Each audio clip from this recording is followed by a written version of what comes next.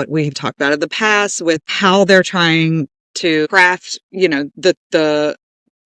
the media narrative around abortion pills and the safety issues. Well, and using junk science. Yes. And so just to go back for a second, it's also with the Kristen Hawkins bullshit about like, just Google it and it's Googleable and whatever. What they're doing is putting all of this content out there, right? All this false information out there. And then being like, well, Google it, because then you're going to find our other false content. In general, with these folks, what they're doing is they create a circular narrative, like an echo chamber.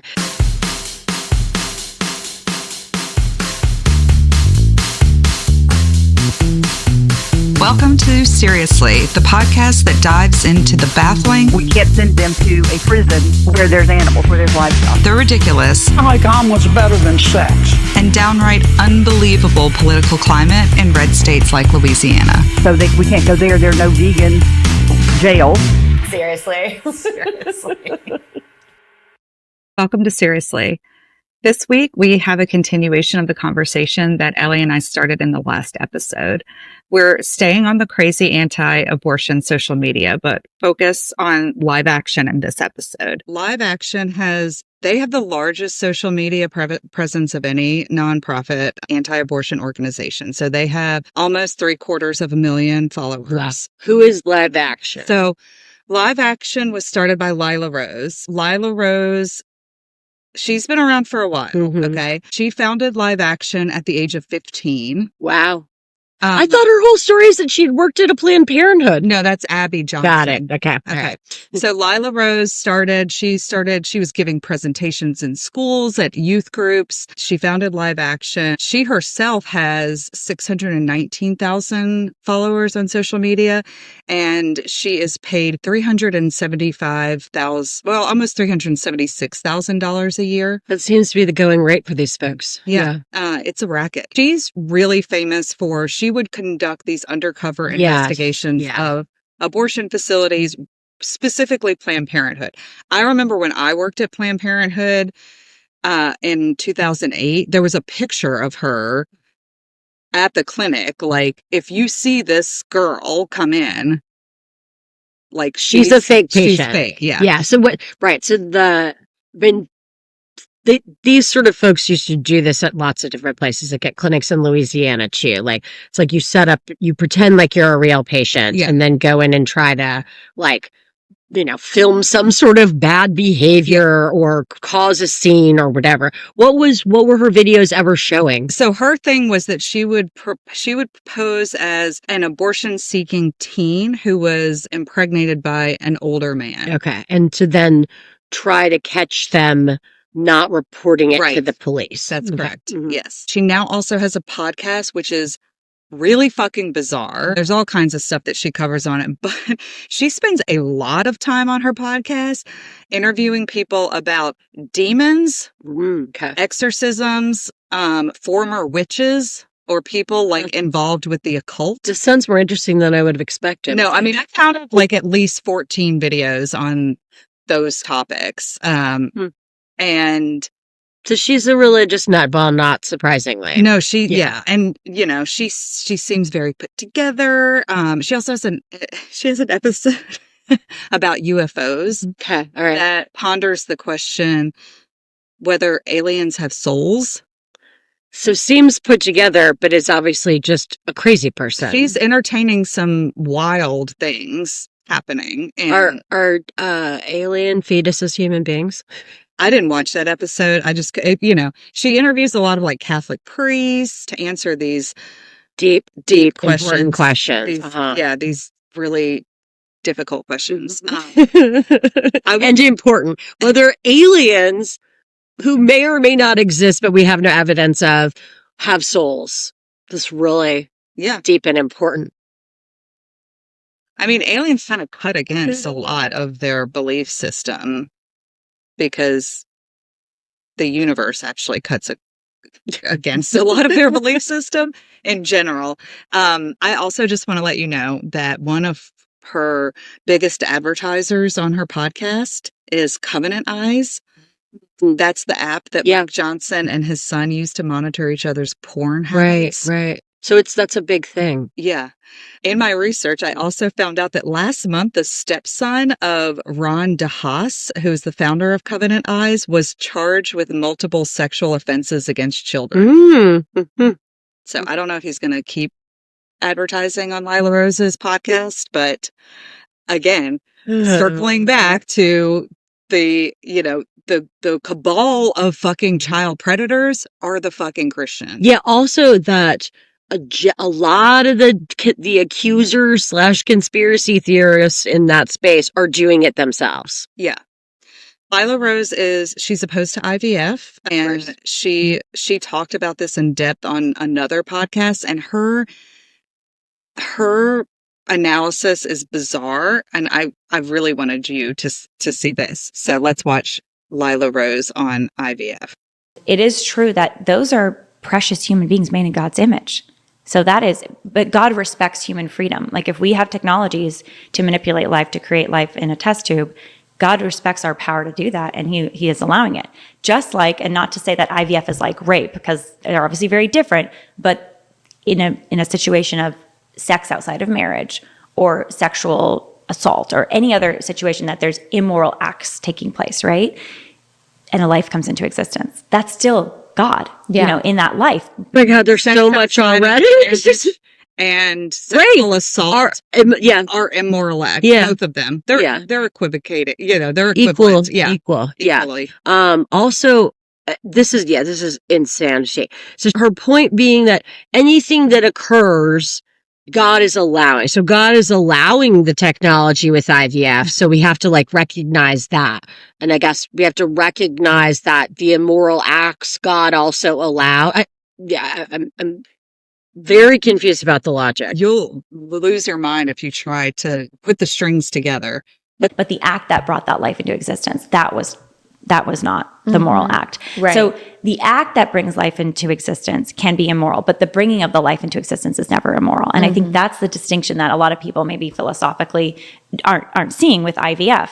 In IVF, you are taking life out of the natural order where children deserve to be conceived in the loving marital embrace. They deserve to be conceived in love. It's a natural order, and there's a lot of protective mechanisms in God's providence for that child if they're conceived that way. God's loving embrace and the protections that I guess children are afforded only extends though to ones in marriage. I mean,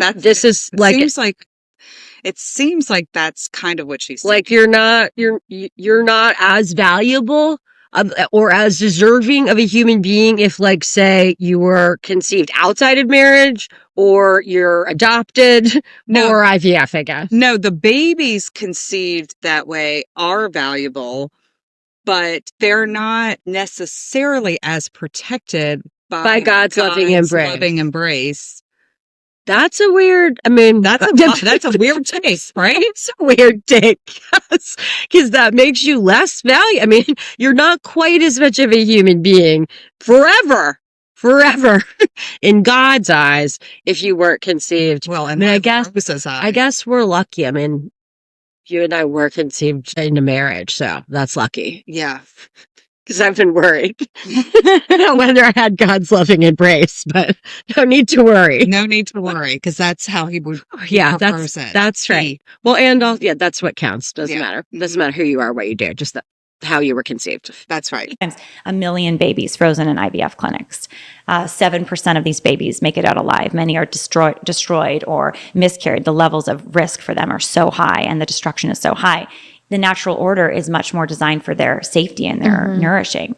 So IVF is wrong. The act of IVF is wrong. But what is not wrong is that new human life. Mm-hmm.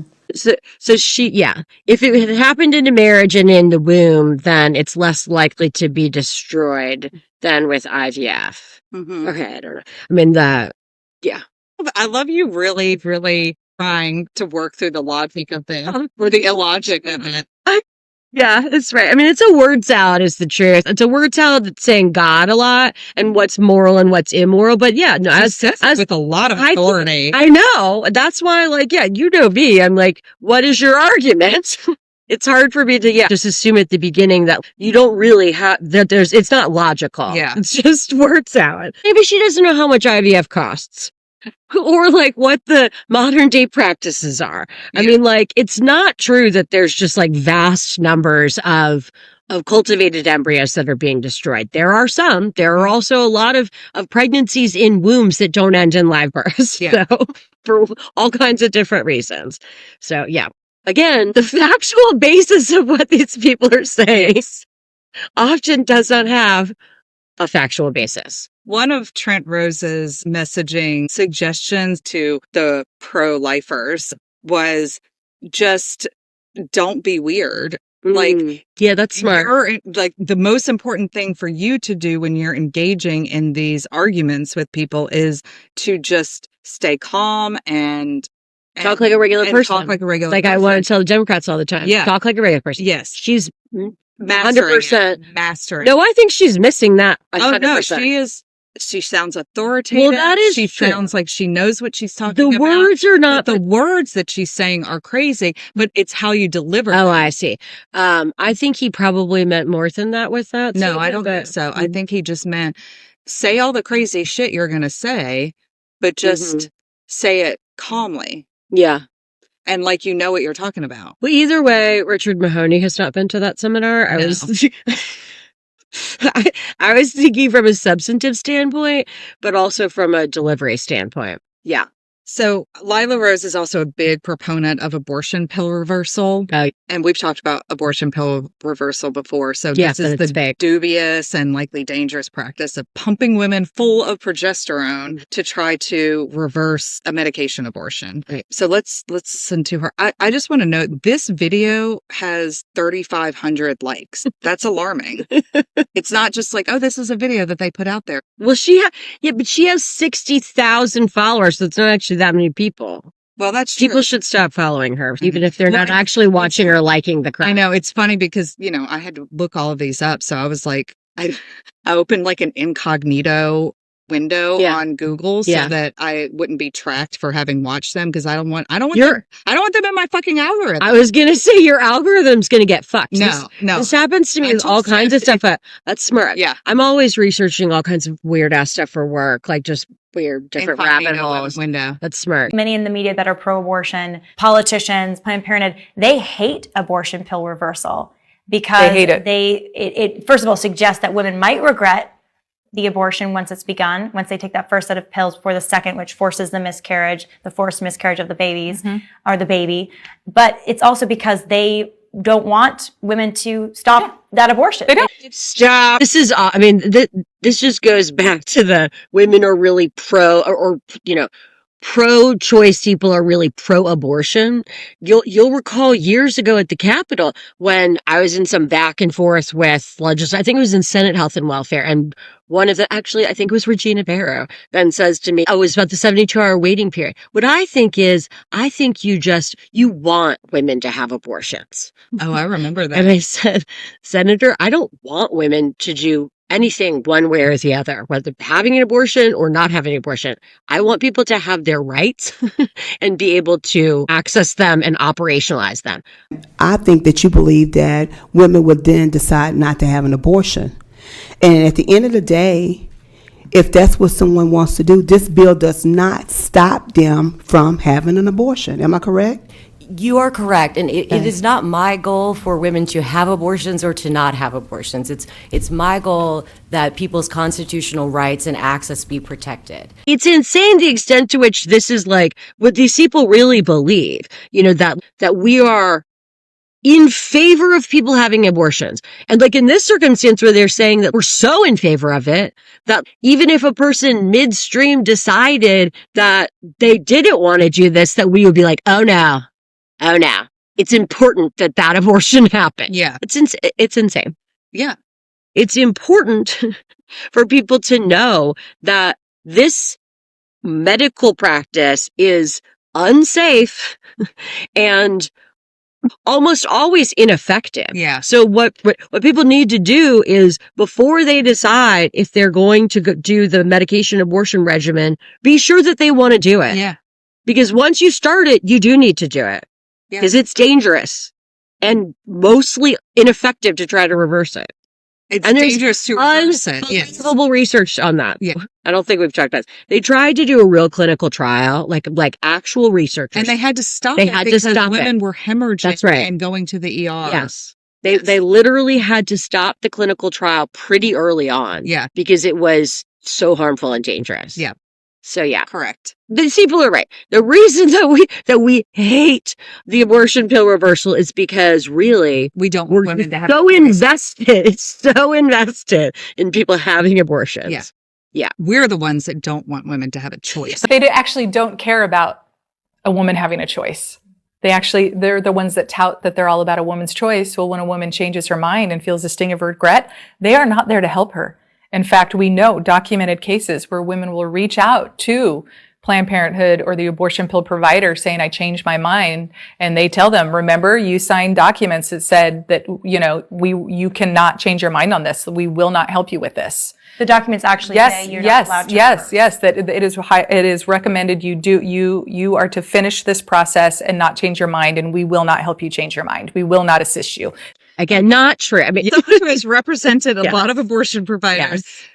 There is no document no, that any abortion provider is telling people to sign. You're going to be, I'm sure they're talking about some sort of informed consent that basically says something along the lines of what I just said. If you have decided that you want to do this and you commit to doing it, you need to know that it cannot be reversed. Yes. Like that is the informed consent. People do sign informed consent documents. That's what it's saying. It's not saying, if you change your mind, we won't help you. Again, this is true with all kinds of medical treatments. Yeah. Like nobody's mid-surgery can be like, I've changed my mind. I've changed my mind. Coming out of the yes, doctors are always getting you to sign something that says, here's what might happen. Do you want to do it? And when you say, yes, I want to do it, you can't change your mind midstream. Yeah. It's dangerous at that point. Yeah. Yet they tried to push legislation in Louisiana that would have required doctors to tell people erroneously that actually they could change their mind right. and that they could go through this dangerous protocol of pumping themselves full of progesterone. Right. Mind you, at crisis pregnancy centers, which are not licensed healthcare providers. We actually beat that legislation. We did. I mean, imagine that. Yeah. Imagine that, as a doctor, in your actual informed consent, then you're required to inform people of something that is medically inaccurate and dangerous. Yeah. It was actually, I think, one of the only times that the Louisiana Department of Health ever came to committee and said, we actually oppose this legislation. I think it was a watered down version of that. No, I mean, but it was not a full throated, but yeah, you're right. And so pregnancy centers right now and life affirming clinics like Stanton that offer abortion pill reversal were their only lifeline. And, there's a lot of disinformation, really bad misinformation out there, Lila, that says that abortion pill reversal is fake. It doesn't really work. Well, at Stanton Healthcare, we have 5 babies that exist because of abortion pill reversal. All right, stop. Whatever fucking clinic she's talking about, I don't know what Stanton is, but they've made a lot of money. Let's be honest. This is a grift, as most of this shit is. But the part of why they started trying to do the clinical trials on this is all of the misinformation on the side of the abortion pill reversal, that they say things like that about, there's 5 babies. It's in the context, I mean, I don't know with this specifically, but in general, I know. It'll be in the context of thousands of people that they gave the pills to, that it didn't work. And with some of them that they ended up in the hospital hemorrhaging. So it's dangerous and often ineffective. It's not always ineffective, but the statistics on it are so grossly in favor of it being very dangerous and most likely ineffective. So it's just, there's no context for what she's saying. 5 babies in how many people? Yeah. And how many of the people that it didn't work with went to the hospital and almost died? Yeah. We don't care about if women almost die. We know that. So it's really just about the number of babies saved. So 5 babies versus, maybe a couple thousand people who almost died. Yeah. And we don't care about that. Yeah. And also if we pump them full of progesterone and they go to an ER, we want the ER to report that as an abortion complication.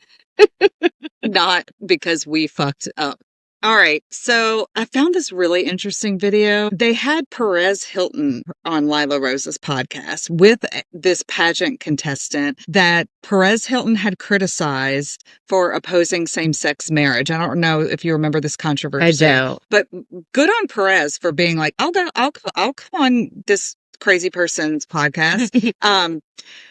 And so they gang up on Perez about same-sex marriage, and they try to trip him up on like religious freedom. It's very frustrating. And also this video has 29,000 views. Both of these women look like they are smelling something very bad all the time. Like their general look. I'm not just trying to like be critical of how a woman looks. We try not to do that, but we're not above it. We try We've not already to. in this own episode. They're like, yeah, they look like they're smelling something really bad. Is it like just a resting bitch face problem? It's a resting snout problem. I don't know. Okay, here we go. There is polyamory happening enshrined in marital relationships now for adoption and fostering, is my understanding. And I don't know if we're in the legal marriage place yet, but that has been a request made. So there's a throuple asking to marry and have the legal benefits of a couple, as well as the benefit of adopting, fostering, surrogacy, et cetera. So that's not just a theoretical that Carrie's bringing up. It's a real kind of thing happening. I mean, there's still a lot of Mormon folks who believe in polygamy. I honestly haven't put too much thought into if I believe that federally recognized marriage should be for more than one person. I'm not a politician, and I don't also believe that everybody has to have a political opinion on every political issue. But is it a political opinion, or would that just be a moral opinion? Like, what is your? I guess what I'm trying to get at is, I get my standard obviously from my Christian faith. So, what is your standard?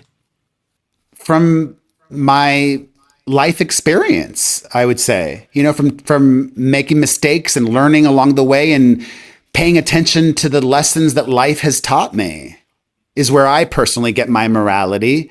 So should laws be based on people's, experiences, or? I believe that laws should not be based on religion. I think that's one of the founding principles of our country, the separation of church and state. Absolutely. Where is the separation of church and state? Do you know?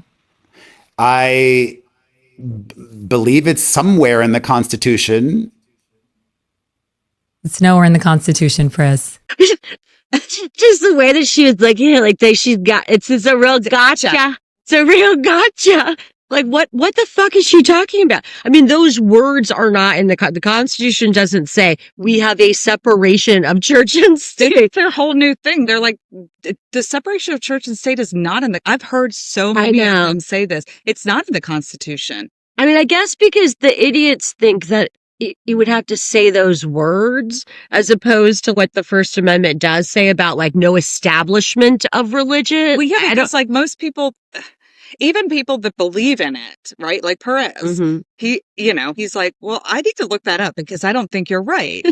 And so he looks it up and he's like, well, it doesn't say that specifically, but it says that it's implied under the establishment. Yes. And he's like, I don't really know what the establishment clause is, except there shall be no establishment of religion. Yes. The government shall not establish religion. But this is the shit that they're I mean, this is what infuriates me is that they're like, we're going to put this video out where I say it's not in the Constitution and it's going to get 29,000 likes. And that's also 29,000 people that may think that now. Well, that also think that from the beginning of this video about that there's a bunch of throuples who are trying to get married and adopt children. Again, is that true? I actually don't really have any problem with that. I don't have any problem with how like adults want to organize their families and that they should be allowed to have children in that process, but like this is just like the usual shit where like we know that's not happening on any sort of grand scale at all. To the extent that it's happening at all in some sort of very exceptional circumstances, who cares? What does that have to do about what the general law should be? But like it's like Trump with the people say, like who people are saying. Who? There's never like any sort of like backup to these claims. And nobody pushes them on it. No. And then, but the thing is that, like, people like Perez, which, like, you know, bless his heart, like he you know, I think it was brave of him to go on and face this woman that he had like ripped to shreds on the internet for her, you know, stupid ass answer to her beauty pageant question. He goes on there and then they're like, oh, we're going to make him look stupid. We're just going to make him look stupid. And it's like, Perez is like a TMZ guy. He does commentary on like fashion and gossip, you know, like, why are you fucking with Perez Hilton on this? Not only, but again, you're presenting false facts as if they're true. Yeah. With the Establishment Clause stuff, it's just not true. With the thruples and children, maybe it's true in like extremely, you know, extraordinary situations, but basically presenting things that aren't true and be like, what do you think about that? Mm-hmm. Yeah. Well, what I think about that is that it's not true. In addition to Lila Rose's own personal content that she does, and she does in conjunction with Live Action, they do a lot of their own content. So I want to show you one of their abortion pills are not safe videos. And again, this sort of goes back to a lot of what we've talked about in the past with how they're trying to craft, you know,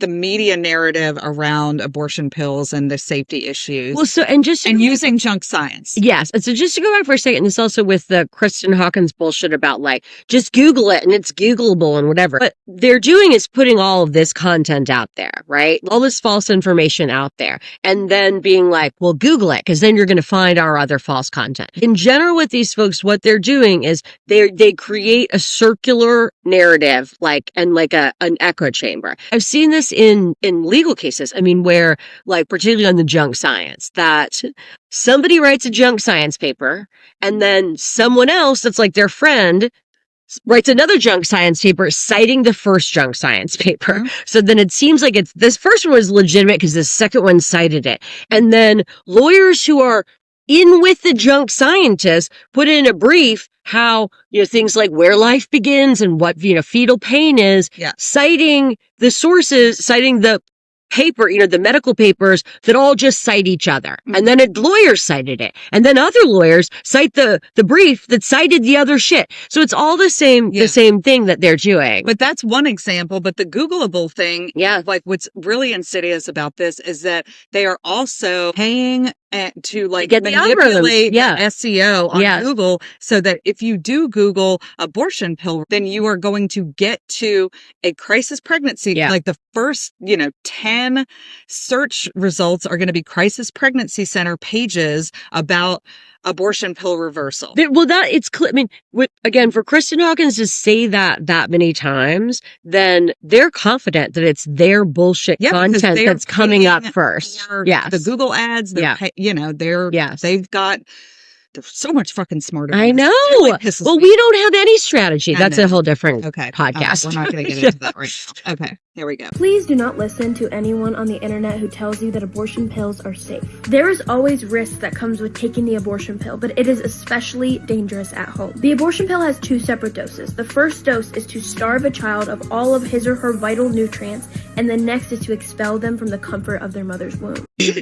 So I've actually never heard someone say that, but the first one has become a very popular talking point about starving the child of all nutrients. Like that talking point has been out there for a very long time, as opposed to, you know, to what scientists would say about stopping fetal development. And then the second part induces the actual miscarriage. But yeah, it's also, she's like in her home too for people. She's got some plants. She's got like a cute little place. She's got some music going in the background. Yeah. The comfort of the mother's womb. The mother's womb. First of all, there's always risk with any medical procedure. That's just that's a fact. So like that's just a stupid statement, right? But particularly risk taking it at home. That's absurd. Like even under the most restrictive, like just for people who understand, like then it takes a while. The medication abortion regimen takes a while, like 24 hours. So like it's always at home. Even under the most restrictive laws like we had in Louisiana when abortion was still legal, where you had to go to a clinic for them to hand you the pills for absolutely no reason, for you to just like take one and then they're like, okay, go home. And in 12 hours, take another one. And then within 24 hours, this process will happen. call us if you have a problem. Like, Yeah. that was always going to happen. The doing it at home part, Yeah. that's the thing. You're not going to be in the hospital Yeah. to take some pills and wait to have a miscarriage. Yeah. Abortion pills kill babies brutally and may result in health complications for a mother. A study by the abortion industry itself disclosed an ER and urgent care visit rate of 6% after the administration of the abortion pill. Let's fight to end the misinformation. Abortion pills are not safe and babies are not disposable. Do not listen to anyone who tells you that it is safe to take abortion pills. 6%'s pretty. That's interesting that she cited This statistic she cites is from flawed research by the Ethics and Public Policy Center, which is a conservative think tank that relies on sources that frequently fail fact check. Okay. I think it sounds very low anyway. 6% of people go to the ER? That's very low. Well, but we know that most of the research just says that the complication rate of medication abortion is around 1%. But they said go to the emergency room. Right. I mean, that's not even like, Yeah. I mean, So this research, I'm not going to go into, I'm not Yeah. like a research analyst, but well, there's in less than 1% of patients, and this is research that was done over decades and hundreds of thousands of patients in multiple countries, then the complication rate where people had a serious complication, so meaning like hemorrhage or something like that, is less than 1%. So that's the truth. Let's say it's true, though, that 6% of people go to the emergency room. That's pretty low anyway. It is. And people are going to the emergency room just because, like, they're worried that maybe that the bleeding is too excessive. That's not the same thing as there actually being a serious complication. That's 100% exactly the analysis of this research. So all they did was look at emergency room visits among people who had taken the medication abortion regimen. People go to the emergency room because they have an ear infection. Well, yeah, People go to the emergency room for all kinds of reasons because they just are worried that something's happening. Yeah. It doesn't mean it is. This research, it did not look at the reason for the emergency room visit, but in most cases, even if they did go for something and related to it, it was because they were bleeding a lot and they got nervous. And they went to the emergency room and the emergency room checked them out and were like, you're fine. You're miscarrying, go home. You're fine. Or maybe, we monitor you. We'll see. If the standard for any sort of like safety in medicine or just what's going on in the world was percentage of people who show up at the emergency room is like an indicator of a problem, then there's a lot of problems. Yes. Yeah. Again, I ate McDonald's. Go to the emergency room And all then the they went time. to the emergency room. Like McDonald's is sending people to the emergency room. Okay. It's important for people to know that the Ethics and Public Policy Center is also a member of the advisory board of Project 2025. Mm-hmm. So and this is not. Oh, and they're the ones here. They're the ones that put out the fake white papers. The white papers right now that are now getting like the FDA to re-examine it, and that have been covered in the media some, and we talked about a little bit. But that goes through insurance records to try to show that, like, yes, complication rates are much higher, and the research is again extremely flawed and mostly relying on this kind of stuff. That's like, well, what is the standard for what a complication is?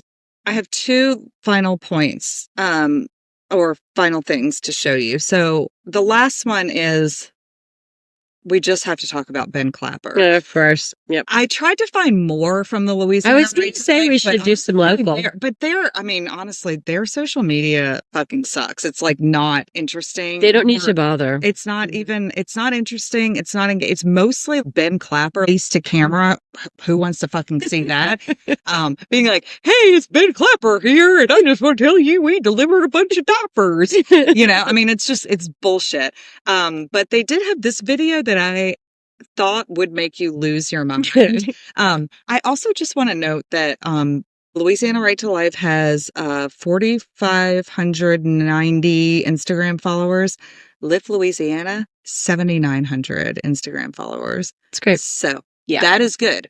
Their social media does not get a lot. No. Like, they put stuff out. Yeah. Maybe if they stopped having Ben Clappers big ass No, but I mean, face. even when they make like, they'll do press releases or whatever during the session, and it'll be like 10 people. And I'm like, and I know that I did it 5 times. I looked at it 5 times. Yeah, you need to do the incognito window. So It doesn't matter. Then it will really think that it's 5 different people. Well, anyway, Ben Clapper makes $177,000. Oh, he needs to, about 170. He needs to ask for a pay raise. I mean, these other people getting paid like 3. He's a state, these are national. True. I mean, he's making, about half what the national people are.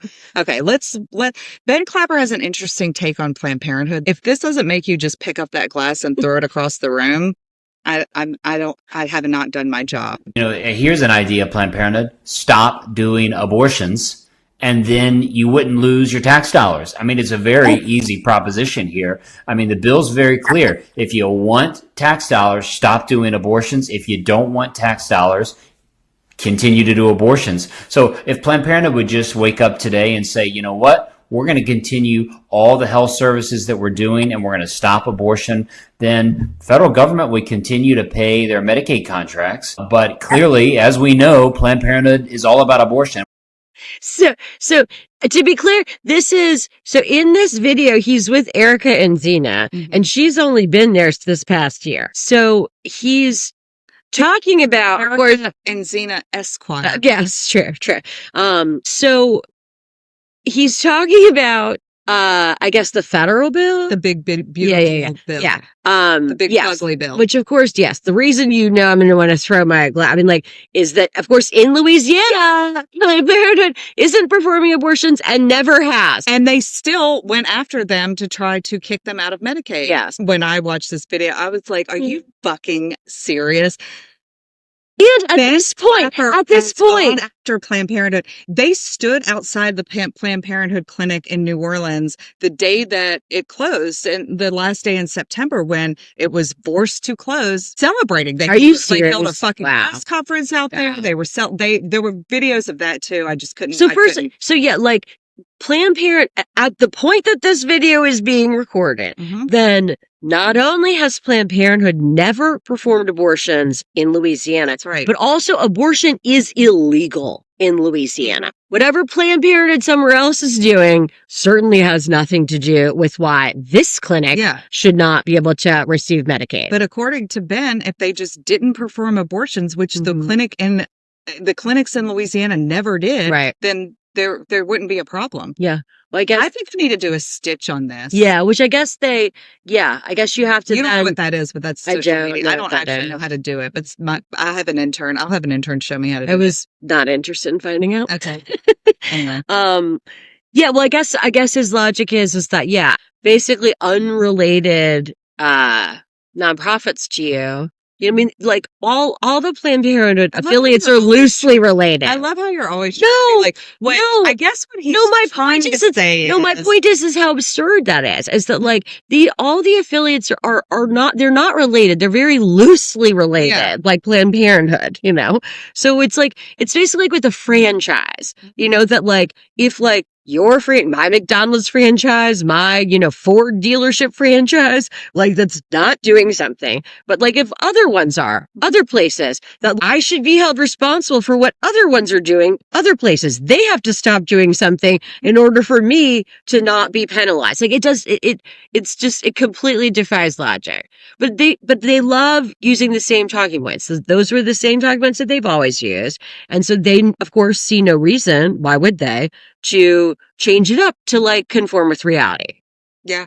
When the fake news works, you keep saying it over and over again. I think people should call the Right to Life's office and ask them why they opposed Planned Parenthood's clinic closure, or why they supported closing the Planned Parenthood clinics in Louisiana, considering they never provided abortion. And where they think that 10,000 patients a year who were being cared for at Planned Parenthood, 10,000 Medicaid patients, where they think they're going to get care now. Crisis pregnancy centers. It's free health care. Yeah. Unlicensed. Also, only for people who are pregnant and trying to have an abortion, that they're dissuading. The last thing that I want to say about these assholes is every single one of these accounts had multiple posts praising Charlie Kirk. like a lot of their social media real estate was dedicated to Charlie Kirk, including posts. You mean just like an excessive amount of just their own recent content is about Charlie Kirk? I mean, like, yeah. Well, the right is losing their mind about Charlie Kirk. I mean, so, yeah. I'm just weaving the whole thing together. You know what this is also? This is smart social media, though, because of the algorithms. Yeah. Because they know that tons of people are Googling Charlie Kirk. They didn't know who he was or what are people saying. And so they're mentioning it so that then their shit gets... This is very good use of the internet. I know. Thanks, Al Gore, for creating the internet. Only so that these right-wing fucking lunatics could get better at it. Yeah, but I mean, they should not be the only people who are smart enough to figure out the message. Yes, and how to get your message out. But apparently they are. Yeah. Okay, well, let's listen to Kristen Hawkins post GLP-1s on Charlie Kirk. I believe Charlie's death has sparked something powerful in our country. It's a revival among particularly young Americans, but not just you all, every age. Americans who are hungry, who've lived for God of self, many who have been serving and worshiping the God of self, who've started to ask themselves, is there something more here? Is there something eternal that we have to live for? And that's what this moment, I think, requires of us. We must be willing to live and even to suffer for truth, that every person, born and preborn, is made in the image of our God. So tonight, in honor of my friend Charlie, and in defense of every voiceless child in the womb, I hope you'll pledge to do more, to stand, to speak, to never, ever comply with evil. Because freedom doesn't come from power. Freedom comes from truth. And truth always demands courage. Truth always demands courage. And the truth is this: if oppression is the strong preying upon the weak, then abortion is the ultimate oppression. And this generation must be the one to stand up and end it. Oh my God, that was exhausting listening to you. And also nothing about Charlie Kirk. Like I said, she's just saying his name several times to help with the algorithm. That was in the context of like bullshit. Her honoring. I'm calling bullshit. Okay, well, I'm saying I watched the whole video and I took a snippet of it because I felt that last little line about like oppression and abortion being the ultimate oppression. Of course, yes. Yeah. Yes, well, because the preborn are the most vulnerable among us. That's one of the things they say all the time. Yes. Yes. Oh my God. This is exhausting. Listen. I know these are the highlights. Yeah, these are the highlights. When I find some time, then I'm gonna have to find some stuff that we can do a different episode on. But we are going. I think it's really important for us to do an episode of the people on campus confronting quote unquote pro-choice people and the pro-choice people getting it horribly fucking wrong. And I think we'll do that episode. We need to start doing some like full episodes that are like messaging strategy, PSAs and or like, trainings. And then, I don't know. I will have done my job. I'm so frustrated that we are not good at getting our message out and we are not good at getting it out in an effective way. It's incredibly frustrating. Yeah. We're going to say Charlie Kirk, Charlie Kirk, Charlie Kirk, Charlie Kirk, Charlie Kirk a bunch of times. So maybe that'll help with our algorithm. Maybe. We'll just hashtag Charlie Kirk in everything we post. That's great. That's smart. Actually, we should do that. Okay. What are the people supposed to do, Ellie? Rate, review, and subscribe. That is right. Thanks for listening. We're skipping next week because of the holiday. That gives you plenty of time to comment, review, and share this podcast with your friends and family. And we'll talk to y'all again soon.